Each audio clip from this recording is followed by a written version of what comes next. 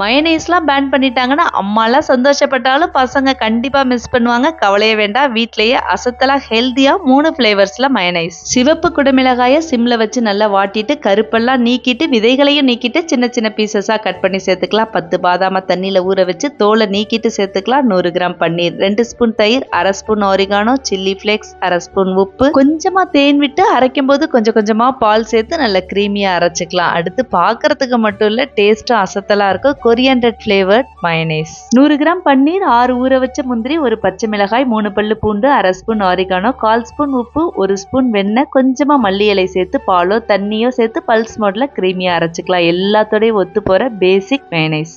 ஊற வச்ச முந்திரி, 100 கிராம் பன்னீர், 3 பல்லு பூண்டு, 1/2 ஸ்பூன் மிளகுத்தூள், 1/4 ஸ்பூன் உப்பு, தேவைப்படுற அளவு கொஞ்சம் கொஞ்சமா பால் சேர்த்து பல்ஸ் மோட்ல கிரீமியா அரைச்சுக்கலாம். ஹெல்தியான இது போல மயனைஸ்லாம் செஞ்சு வச்சுக்கிட்டீங்கன்னா தொட்டு தொட்டு சாப்பிட வேண்டாம், அள்ளி அள்ளி சாப்பிடலாம். ட்ரை பண்ணி பாருங்க.